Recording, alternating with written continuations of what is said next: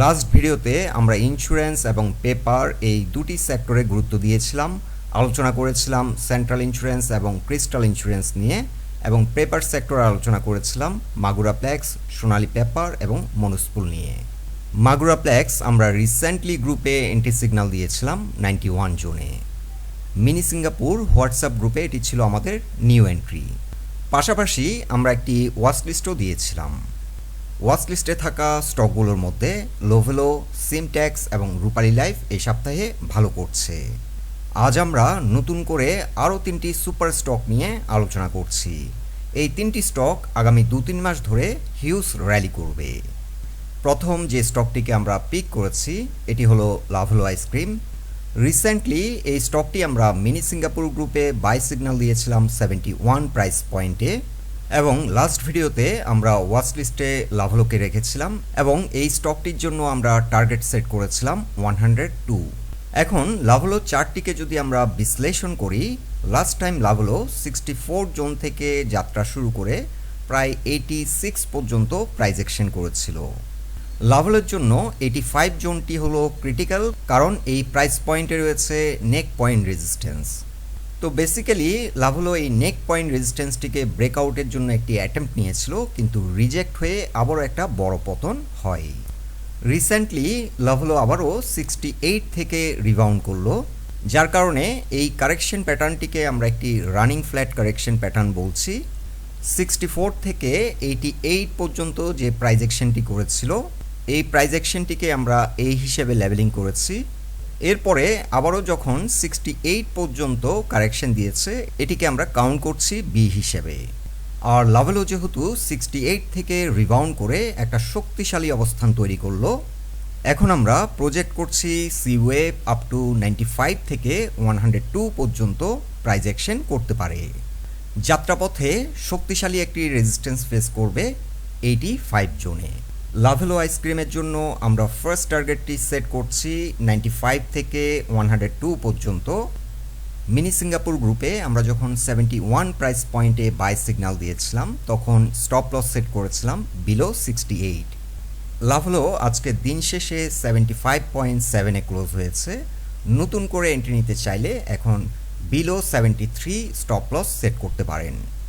Lovello ice cream 77 price পয়েন্টে দাঁড়ালে 200 EM এর উপরে চলে আসবে, এবং 200 EM এর উপর যদি শক্তিশালী অবস্থান তৈরি করতে পারে, এই স্টকটি আবারও এগ্রেসিভ প্রাইস অ্যাকশন শুরু করে প্রথমে 85-এর যে রেজিস্ট্যান্সটি আমরা মেনশন করেছি সেটিকে ব্রেকআউট করার চেষ্টা করবে, এবং এটি হবে এই রেজিস্ট্যান্স জোনটিকে ব্রেকআউট করার জন্য সেকেন্ড অ্যাটেম্প। 85-এর রেজিস্ট্যান্সটিকে ব্রেকআউট করতে কিছুটা সময় নিতে পারে। যদি সাকসেসফুলি ব্রেকআউট করতে সক্ষম হয়, আমরা যে টার্গেটটি সেট করেছি 95 থেকে 102 টার্গেটে পৌঁছে যাবে। এখন আমরা আরও লঙ্গার হরাইজনে লং টার্ম পার্সপেক্টিভ থেকে লাভেলোর চার্টটিকে যদি রিভিউ করি, লং টার্ম পার্সপেক্টিভ থেকে আমরা যদি বিশ্লেষণ করি, লাভেলো তার ফার্স্ট ওয়েভটি কমপ্লিট করেছে 110 জুনে। এরপরে লাভেলো আপ টু 62 পর্যন্ত কারেকশন দিয়েছে। এখন যেহেতু আবারও শক্তিশালী মোমেন্টাম নিয়ে স্টকটি সামনের দিকে এগিয়ে যাচ্ছে, আমরা আপাতত ধরে নিচ্ছি যে 62-তে ওয়েভ টু কমপ্লিট হয়ে গেছে। আর ফিবোনাচি রিট্রেসমেন্ট চার্টে আমরা লক্ষ্য করছি লাভেলো তার হোল র্যালি থেকে 50% পর্যন্ত কারেকশন দিয়েছে। আপাতত 62-র নিচে যদি লাভেলো আর না নামে, আমরা ধরে নিচ্ছি লাভেলোর থার্ড ওয়েভটি শুরু করেছে। আমরা একটি প্রজেকশনও রেখেছি লাভেলোর ক্ষেত্রে থার্ড ওয়েভ আপ টু 139 থেকে 158 পর্যন্ত প্রাইস অ্যাকশন করতে পারে।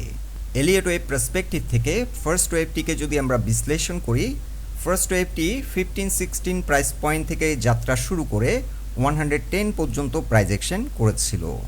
এলিয়ট ওয়েভ কাউন্টিংয়ে ডেফিনেটলি ফার্স্ট ওয়েভটি কিন্তু এক্সটেনশন হয়েছে।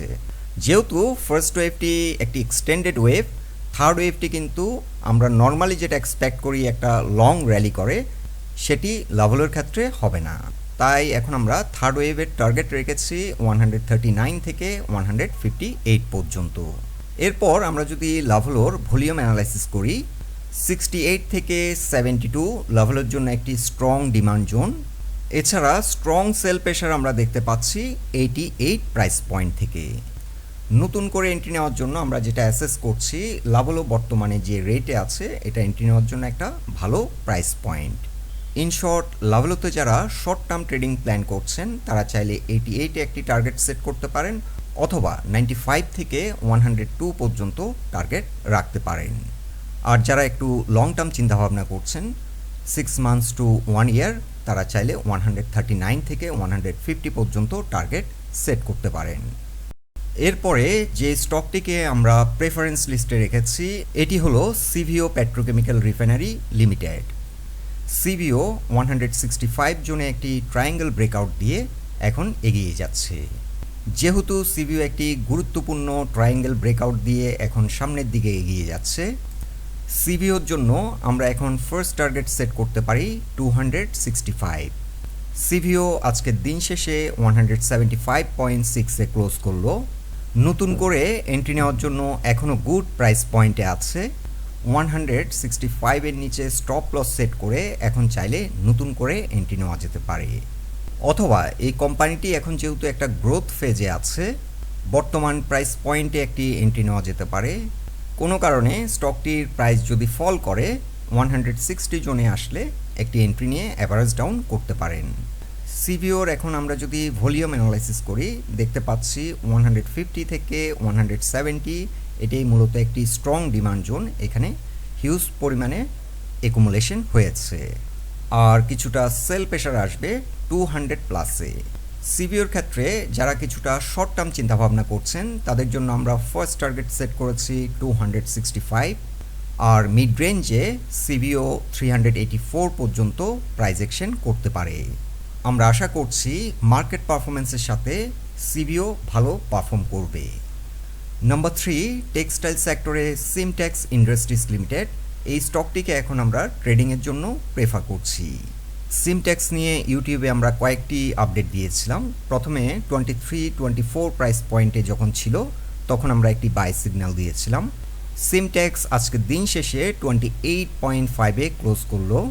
আর সিমটেক্সের জন্য এখন গুরুত্বপূর্ণ একটি সাপোর্ট লাইন হচ্ছে 27.2। সিমটেক্সে এখনও চাইলে নতুন করে এন্ট্রি নেওয়া যেতে পারে। স্টপ লস সেট করতে পারেন বিলো 28 অথবা বিলো 27, যার যার প্রেফারেন্স অনুযায়ী স্টপ লস সেট করতে পারেন। রিসেন্টলি সিমটেক্স 34 প্রাইস পয়েন্ট থেকে একবার রিজেক্ট হয়েছিল, এখন 34 হবে একটি চ্যালেঞ্জিং জোন সিমটেক্সের জন্য। তবে সিমটেক্স বর্তমানে যে মোমেন্টাম নিয়ে এগোচ্ছে, ভলিউমের যে ধারাবাহিকতা, এটি যদি ঠিক থাকে 34 এই রেজিস্ট্যান্স পয়েন্টটিকে ব্রেকআউট করে একটি নিউ হায়ার হাই করবে, সেক্ষেত্রে 37 থেকে 42 পর্যন্ত প্রাইস অ্যাকশন করতে পারে। সিমটেক্সের জন্য আপাতত আমরা ফার্স্ট টার্গেট সেট করেছি 37 থেকে 42, আর মার্কেটে যদি পারফরমেন্সের ধারাবাহিকতা ঠিক থাকে সিমটেক্সের অল টাইম হাই ছিল 43, এই 43 জোনটিকে ব্রেকআউট করে একটি নিউ হায়ার হাই করবে।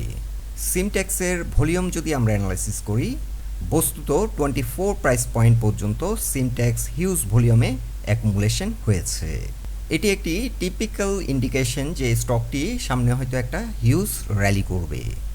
নাম্বার 4, ইন্স্যুরেন্স সেক্টরে আমরা নতুন করে একটি স্টক নিয়ে আপডেট দিচ্ছি। এটি হলো ইস্টার্ন ইন্স্যুরেন্স কোম্পানি লিমিটেড।